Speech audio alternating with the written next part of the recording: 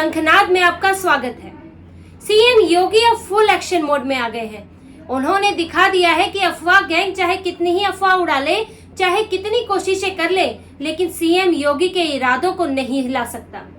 उन्होंने दिखा दिया है कि उनके इरादे चट्टान की तरह अडिग हैं और उनके एक फैसले ने उन्हें और मजबूत और सख्त नेता के तौर पर पेश किया है। वो न विपक्ष के आगे झुके, न लिबरल सेक्युलर इस्लामिक गैंग के आगे। ये लोग रोते बिलखते रह गए। कावड़ यात्रा को लेकर जो फैसला हुआ उसमें इन्होंने लाख टांग अड़ाने की कोशिश की, कितना ही विरोध किया, रोए चिल्लाए, लेकिन सीएम योगी ने किसी की नहीं सुनी और उन्होंने इस फैसले को और भी कड़ा कर दिया। जहां पहले ये लोग कोशिश कर रहे थे, ये लिबरल सेक्युलर गैंग कोशिश कर रहा था कि मुजफ्फरनगर में ये आदेश आया है तो इसी को बदलवाया जाए। ये यहाँ तक कि राजनेता से लेकर फिल्म इंडस्ट्री के लोग, ये जावेद अख्तर खूब ट्विटर पर रोए कि ये तो नाजियों वाला काम है। नाजियों ने भी कुछ दुकानों को चिन्हित कर दिया था। पूरा इकोसिस्टम एक्टिव हो गया कि एक ही जैसे ट्वीट कई जगह से आने लगे और सब मिलकर विरोध करने लगे। इन्हें लगा कि सीएम योगी अब जो थोड़े से लग रहा है कि कमजोर हो गए हैं, थोड़े मुलायम हो गए हैं, तो अब उनसे फैसला बदलवाया जा सकता है, लेकिन ऐसा हुआ नहीं। सीएम योगी ने नहले पर दहला कर दिया। उन्होंने अब ये फैसला दे दिया कि मुजफ्फरनगर ही नहीं, पूरे कावड़ के रूट पर दुकानदारों को अपना नाम लिखना होगा, अपने यहाँ काम करने वाले कारीगरों का नाम लिखना होगा। कावड़ यात्रा मुजफ्फरनगर, सहारनपुर, शामली और कुछ जगहों से होते हुए जाती है यूपी में। तो अब इस सभी रूट पर, पहले जहाँ सिर्फ मुजफ्फरनगर था, कि सभी रूट पर अब नाम बताना होगा। इन्हें ये सीएम योगी ने जो आज ये फैसला किया है उससे ये साफ दिखा दिया है कि ये जो उन्हें बांधने की कोशिश कर रहे थे, जो उन्हें काबू में करने की कोशिश कर रहे थे, अब उनका शक्तिशाली रूप देखें। अब ये रूप देखें कि अगर आप एक उंगली उठाओगे तो सीएम योगी और ही ताकत से निकल के उभर के आएंगे और पूरे हाथ को दबोच देंगे। जब से मुजफ्फरनगर का आदेश आया, इन सब में सेक्युलर लिबरल गैंग में बड़ा हड़कंप मचा था। विपक्षी नेता कांग्रेस, सपा, बसपा, जदयू भी, इनमें मुसलमानों को खुश करने की होड़ लग गई थी। हिंदुओं के लिए एक से एक बुरी बातें कही जा रही थी ताकि मुसलमान खुश हो जाए। इन्हें ये बड़ा दुख हो रहा था कि मुसलमानों की दुकानों पर नाम लिखा होगा, हिंदू सामान नहीं खरीदेंगे, वो कावड़िये सामान नहीं खरीदेंगे। जिन कावड़ियों को ये दिन रात गाली देते हैं, जिन कावड़ियों को ये हुड़दंगी, आतंकी, जाने क्या क्या बोलते हैं, आज उनकी जेब से निकले हुए पैसे की इनको अहमियत दिख रही है। आज उन कावड़ियों की अहमियत दिख रही है कि अगर इन्होंने सामान नहीं खरीदा तो मुसलमानों का तो आर्थिक बहिष्कार हो जाएगा। तो मुसलमान जो है उनका सामान कौन खरीदेगा, वो तो बेचारे खाली रह जाएंगे। इनको मुसलमानों की चिंता हो गई, आर्थिक बहिष्कार कहने लगे। और वही इन्हीं कावड़ियों को वो हर साल सावन में भर भर के गालियां देते हैं, उनके बुरे से बुरे वीडियो निकाल कर डालते हैं। आज वही कावड़ियों का पैसा बड़ा प्यारा हो गया है। और ये भी देखिए कि इनको, जिनको समस्या ये है कि दुकानों पर नाम दिखने से समस्या है, उनको बड़े बड़े पैकेटों पर हर नमकीन से लेकर मसाले तक हर छोटे बड़े सामान पर हलाल लिखने से कोई समस्या नहीं है। जिन्हें ये बुरा नहीं लगता कि क्यों हिंदुस्तान में हलाल का सामान बिके, क्यों हिंदू हलाल का सामान खाएं, क्योंकि हलाल एक तरह से एक उत्पाद निर्माण का मुस्लिम तरीका है जिसमें इस्लाम के अनुसार कोई उत्पाद बनाया जाता है, उन इस्लामिक कानूनों का ध्यान रखा जाता है। जैसे कि उसमें सुअर या उससे जुड़े कोई और दूसरे सामान का इस्तेमाल ना हो, क्योंकि सुअर जो है वो इस्लाम में हराम माना जाता है, उसका नाम भी नहीं लिया जाता। इसके अलावा कुछ खास संख्या भी तय की जाती है, कितने मुसलमान होने ही चाहिए जिस जगह पर ये सामान बनाया जा रहा है। लेकिन ये नियम इस्लामिक देशों में तो समझ आता है, लेकिन भारत में क्यों हो? क्यों भारत के हिंदू, बौद्ध, जैन, सिख, ईसाई वो सामान खाएं जिसमें हलाल के नियमों का पालन हो? आखिर उनको तो किसी जानवर से कोई समस्या नहीं है, सुअर या उसके बाय प्रोडक्ट से समस्या नहीं है। आखिर दूसरे धर्मों को तो इससे भी समस्या नहीं है कि अगर सिर्फ हिंदू ही सब बना रहे हैं, सिर्फ सिख, जैन यही पूरा प्रोडक्ट वही बना रहे हैं, तो इससे भी कोई समस्या नहीं है। तो वो क्यों हलाल का प्रोडक्ट उन्हें खाना चाहिए? क्या ये सांप्रदायिकता नहीं है कि सामान खरीदे कोई और धर्म का व्यक्ति और काम मिले मुसलमान को, पैसा जाए उसकी जेब में, और ये यही नहीं जिसपे हलाल नहीं लिखा होगा वो प्रोडक्ट खरीदेंगे ही नहीं मुसलमान। मान लीजिए एक मुस्लिम इलाका है, वहां पर एक ऐसा प्रोडक्ट जाता है जो हलाल नहीं है, उसको कोई खरीदेगा ही नहीं, यानी कि आर्थिक बहिष्कार तो ये हुआ। और इन्होंने कहा कि ये आर्थिक बहिष्कार है। और फिर पुलिस ने ये भी बताया है कि कई मुसलमान अपनी दुकानों पर हिंदू नाम रखते हैं, और जबकि कारीगर मुसलमान होते हैं, खुद भी मुसलमान होते हैं, UPI ID मुसलमान का होता है, और इस कारण इस झगड़े हुए हैं। ये आज की बात नहीं है, ये लगातार इस तरह की घटनाएं हुई हैं कि कावड़िया गए सोच के कि हिंदू की दुकान है, उन्हें एक शाकाहारी हिंदू की दुकान है, वो ये सोच कर गए, लेकिन अंदर जाके पता चला कि वो मुसलमान की दुकान है, तो वो शाकाहारी तो हो नहीं सकती, क्योंकि जो व्रतधारी है वो शाकाहारी जगह पर ही खाना पसंद करेगा।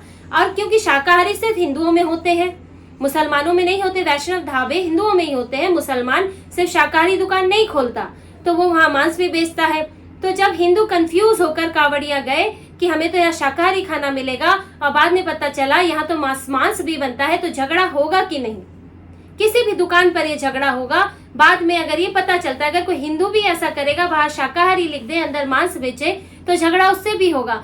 इसीलिए जब आप कोई मुस्लिम नाम देखेंगे दुकान पे, तो आपको स्वतः पता चल जाएगा कि हाँ ये मांस भी बिक रहा हो सकता है, बिक रहा हो, तो व्रतियों को वहां नहीं जाना। जो शाकाहारी खाना ही खाते हैं वो वहां नहीं जाएंगे और झगड़ा नहीं होगा। ये है, बात आर्थिक बहिष्कार नहीं है। और पुलिस ने इसे बहुत अच्छे से भी बताया है।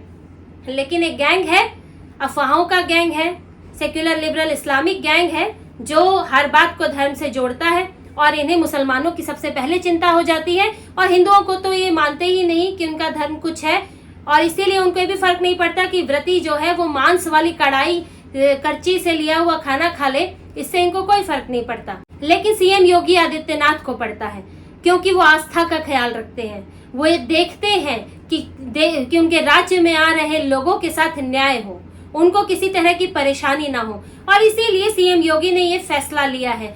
और इसके साथ ही, इस फैसले के साथ ही उन्होंने ये भी साबित कर दिया है कि ये जो बहुत दिनों से अफवाहें उड़ रही थी कि CM योगी कमजोर हो गए हैं, CM योगी पर केंद्र का कब्जा है, अब केंद्र उनको आगे बड़ी जिम्मेदारियां नहीं देगा, वो अपने पद से हट सकते हैं, ये सब अफवाहों पर विराम लगा दिया है। उन्होंने दिखा दिया है कि CM योगी ही यूपी में थे, हैं और रहेंगे, और उनको केंद्र से पूरा सपोर्ट हासिल है।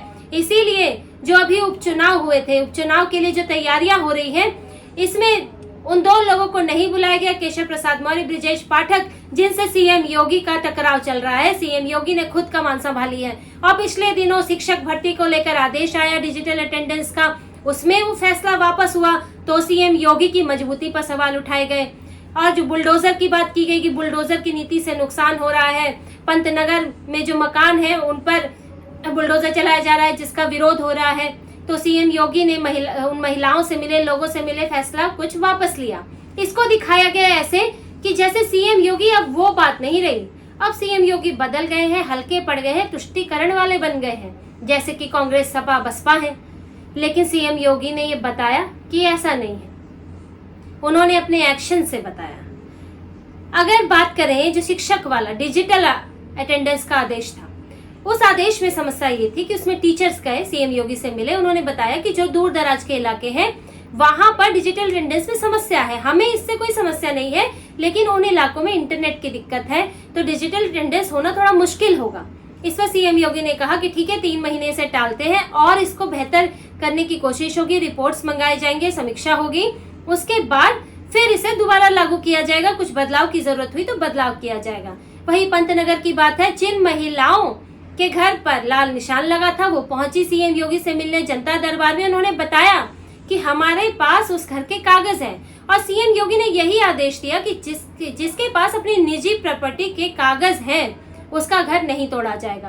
तोड़ा जा रहा है अवैध घरों को, जिनके पास कागज नहीं है, और जिनके पास कागज है उसको नहीं तोड़ा जाएगा। और ये एक अच्छे प्रशासक की निशानी होती है कि एक फैसला कई बार ऊपर से होता है, उसमें कुछ बारीकियां रह जाती है, लेकिन अच्छा प्रशासक वही है जो जनता तक पहुंचता है, और जनता उस तक पहुंचती है। तो लोग CM योगी तक पहुंचे, उन बारीकियों का ख्याल कराया, और CM योगी मान गए। लेकिन अब इन्होंने सोचा कि कावड़ यात्रा को लेकर जो फैसला हुआ है उसमें भी CM योगी पर दबाव डाल लेंगे, और हम ट्विटर पर बड़ी बड़ी बातें लिखकर ट्रेंड कराकर यूपी में CM योगी को डरा देंगे कि जैसे इन्होंने कोशिश की चुनाव के नतीजों के बाद कि अब हिंदुत्व का एजेंडा खत्म हो गया है, बीजेपी जो है वो हार गई है, अयोध्या में फैजाबाद में हार गई है, अब नहीं चलेगा, बुलडोजर पर समस्या है, तो ये पूरा माहौल बनाने की कोशिश थी। तो यही इन्होंने अभी भी कोशिश की कि सीएम योगी पर दबाव डालकर ये दिखाएंगे कि नहीं, हिंदुत्व का एजेंडा चलाने से फायदा नहीं है, इससे तो मनमुटाव बढ़ेगा, इससे तो भाजपा पर और परेशानी आएगी। लेकिन सीएम योगी ने दिखा दिया कि वो जो पहले करते थे अब भी वही करेंगे। वो असामाजिक तत्वों को रोकते थे, झगड़े दंगे होने से रोकते थे, अब भी रोक रहे हैं। और इसीलिए उन्होंने अगले दिन आज शुक्रवार को उन्होंने ये कह दिया कि अब पूरे रूट पर अपना नाम लिखना होगा दुकानदारों को। अब जिसे रोना है वो रोता रहे, जिसे ट्विटर पर लिखना है वो लिखता रहे। सुप्रीम कोर्ट का विकल्प तो है ही, बात बात में सुप्रीम कोर्ट भाग जाते हैं, जाना है जाते रहे, लेकिन जो आदेश दिया है वो आदेश है। और अगर सुप्रीम कोर्ट जाने बुलाया जाएगा तो वहां कारण भी बता दिया जाएगा कि पिछली बार कितनी बार झगड़े हुए हैं इसी को लेकर। क्योंकि देखिए, ये बात भी है कि आप अपने उपभोक्ता कस्टमर को झूठ नहीं बोल सकते। आपका जो नाम है, आप जो सामान बेच रहे हैं वो स्पष्ट होना चाहिए। अगर आप शाकाहारी सामान बेच रहे हैं तो वो स्पष्ट होना चाहिए, बाहर लिखा होना चाहिए पूर्णतः शाकाहारी। लेकिन अगर नहीं है तो वो भी स्पष्ट होना चाहिए, तो कस्टमर के साथ धोखा होता है। तो ये जब मामला सुप्रीम कोर्ट में जाएगा तो कई बातें और निकल के सामने आएंगी कि किस तरह से हिंदुओं को धोखा दिया जा रहा है, किस तरह से उन्हीं कावड़ियों को बेवकूफ बनाने के लिए, उनका धर्म भ्रष्ट करने के लिए भी कोशिशें हो रही हैं। ऐसे भी मामले सामने आए, क्योंकि जो खिला रहे हैं उनमें से कई होते हैं जो ट्विटर पर गालियां देते हैं उन्हीं कावड़ियों को। फिर एक बात है आस्था का सवाल। आप देखिए, हज में किसी भी गैर मुस्लिम को आने की इजाजत नहीं होती, क्योंकि वो आस्था की जगह है। अगर गैर मुस्लिम जाएगा तो वो घूमने के लिए जाएगा, तो और वहां पर सिर्फ मुसलमान जाते हैं, सामान भी वहां जो मिलता होगा मुसलमान बेचते हैं। इसी तरह से हिंदुओं के तीर्थ स्थलों पर, हिंदुओं की तीर्थ यात्राओं पर क्यों मुसलमान वहां पर जाए, या फिर वो क्यों झूठा एक नाम रखकर, हिंदू नाम रखकर अपना सामान बेचे? क्योंकि मुसलमान को ना उस तीर्थ से कोई लगाव है, ना उस ईश्वर से, ना तीर्थ यात्रियों से, ना भक्तों से, क्योंकि उसका अपना अलग धर्म है, उसके प्रति आस्था है। इसी तरह से वो क्यों इस बात का ध्यान रखेगा कि किसी कावड़िए के व्रत का ध्यान रखना है और उसके व्रत को, उसकी आस्था को ठेस नहीं पहुंचनी चाहिए। क्योंकि अगर हिंदू ऐसा करता है तो उसके मन में ये होता है कि उस पर भी पाप चढ़ेगा, उसको ये डर लगता है, क्योंकि उसकी भी आस्था है। वो कावड़ियों का सम्मान करता है क्योंकि उसे लगता है कि वो कावड़िए जो है इस वक्त ईश्वर के रूप में है, वो ईश्वर के बहुत भक्त हैं जिनकी वो सेवा कर रहा है। वो एक तरह से उन कावड़ियों के जरिए ईश्वर तक पहुंच रहा है। हिंदू के मन में ये आस्था होती है, लेकिन क्या मुसलमान के मन में आस्था होगी? नहीं होगी।